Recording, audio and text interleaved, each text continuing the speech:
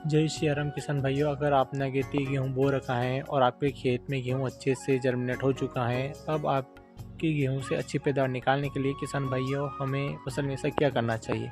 तो स्पेशली गेहूँ की फसल में जिंक और सल्फर की कमी आती है। जय श्री राम दोस्तों, मैं हूं दीपक पाटीदार, आप देख रहे हैं देश का सबसे विश्वसनीय फार्मिंग एग्रीकल्चर डीप आइडिया।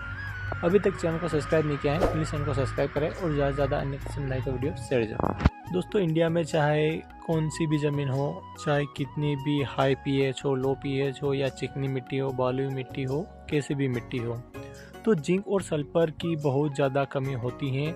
अब तीसरी जो तत्व हैं उसकी भी बहुत ज़्यादा कमी आ रही है, वह है ऑर्गेनिक कार्बन। क्योंकि हम रासायनिक फर्टिलाइज़र बहुत ज़्यादा डालते हैं, इसीलिए तो गेहूं में जिंक और सल्फर की कमी होती है। तो सुनिए, बहुत ज़्यादा आवश्यकता होती है तो क्या अन्य फसलों में भी आवश्यकता होती है या नहीं होती है, तो कैसे इस्तेमाल करना चाहिए। यदि गेहूं की फसल में जिंक और सल्फर नहीं डालते हैं तो पैदावार में कितना फ़र्क पड़ेगा, डिटेल में डिस्कस करूंगा। दोस्तों, यदि आप गेहूं की खेती करते हैं तो आज का वीडियो आपके लिए बहुत ज़्यादा स्पेशल होने वाला है, तो वीडियो पर अंत तक जरूर बना रहे। दोस्तों, यदि आप अगेती गेहूं की बुआई यदि आपने कर दी है तो एक दो बार यदि आपने गेहूं को पिला भी दिया है, यदि आपकी मिट्टी चिकनी है, बालुई मिट्टी है या दोमट मिट्टी है, आपने यदि मिट्टी की आवश्यकता अनुसार ही आपको यानी सिंचाई करना चाहिए। और अभी आपकी गेहूं की फसल में क्या समस्या आ रही है, कमेंट सेक्शन में ज़रूर बताएं।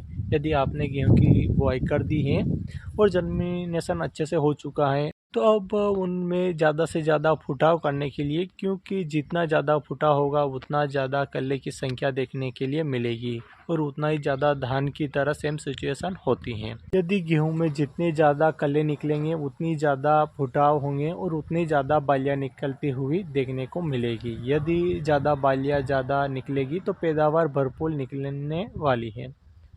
ज़्यादा फुटाव के लिए गेहूं के पौधे को एकदम स्वस्थ रखना चाहिए और ज़्यादा स्वस्थ तंदुरुस्त रखने के लिए सबसे इम्पोर्टेंट जिंक और एक माइक्रोन्यूट्रिएंट है, जैसे सूक्ष्म पोषक तत्व यानी nitrogen, phosphorus, potassium, calcium, magnesium, sulphur.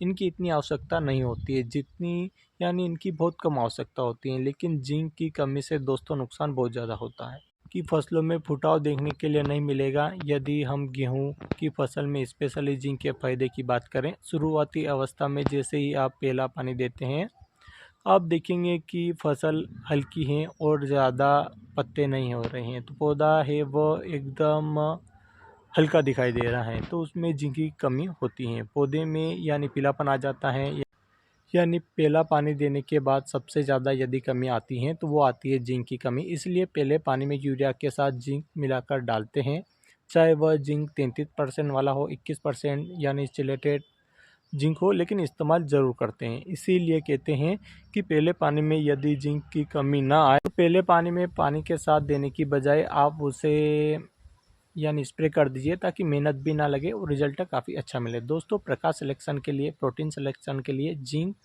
की भरपूर आवश्यकता होती है। अब बात करते हैं दूसरे पोषक तत्व की यानी सल्फर की। सल्फर इस समय गेहूं की फसल में डालना है या नहीं डालना है, डिटेल में डिस्कस करूंगा। दोस्तों, इस समय सब्जी की खेती बहुत ज़्यादा होती है, तो फसल में जैसे प्याज है, मिर्ची हैं जिसमें तीखापन होता है, विशेष गंध आती हैं, यानी तेली फसलें हैं या तेल की मात्रा बढ़ाने के लिए। जैसे इस समय हम सबसे यदि मुख्य फसल की बात करें तो सरसों की फसल में हम सल्फर का इस्तेमाल करते हैं किसान भाई, लेकिन गेहूं की फसल में हम सल्फर का इस्तेमाल नहीं करते हैं। उनको लगता है कि गेहूं की फसल में कोई तेल की मात्रा नहीं बनती है, विशेषकर गंध वाली फसल भी नहीं है, तो सल्फर की आवश्यकता भी नहीं होती है। तो ऐसा नहीं है दोस्तों, सल्फर एक द्वितीय पोषक तत्व होता है। नाइट्रोजन, फास्फोरस, पोटेशियम ये प्रथम पोषक तत्व हैं। इसके अलावा कैल्शियम, मैग्नीशियम, सल्फर ये द्वितीय पोषक तत्व होते हैं। तो सल्फर की भी बहुत ज़्यादा आवश्यकता होती है, तो सल्फर का इस्तेमाल करना चाहिए।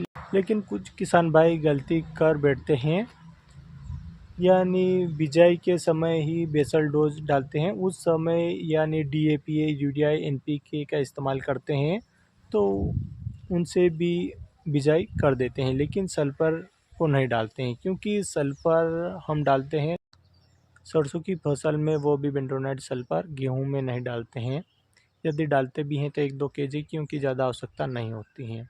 लेकिन जैसा कि मैंने बताया, पहले पानी देंगे उसके बाद हमारी फसल यानी पीली पड़ जाती है। तो उस समय किसान भाई क्या करते हैं, ज़्यादा यूरिया डाल देते हैं, जिंक भी डाल दे देंगे तो फिर भी पीलापन नहीं हटता। जैसे दोस्तों सल्फर की कमी की वजह से आता है, इसीलिए सल्फर डालना बहुत ज़्यादा ज़रूरी है। यदि हम गेहूं की फ़ायदे की बात करें तो स्पेशली गेहूं में क्या फ़ायदा देखने के लिए मिलेगा।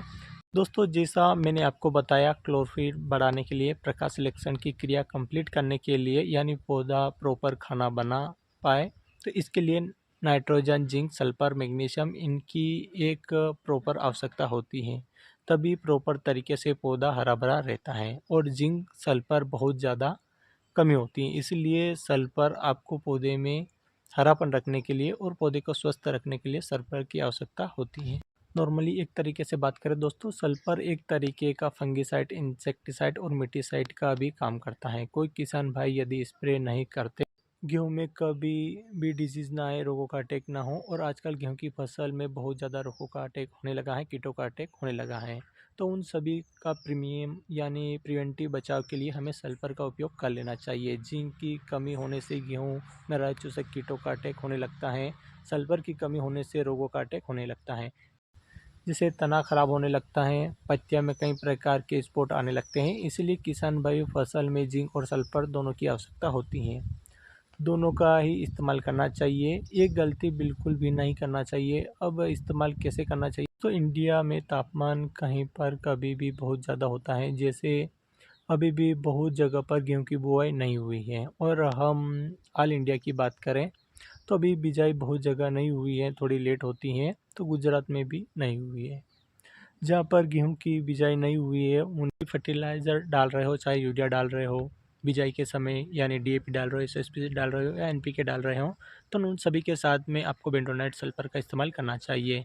एक बैग आता है 10 केजी का, वह आप डाल सकते हैं, चाहे 1 एकड़ में नहीं तो 5 केजी आपको डालना है।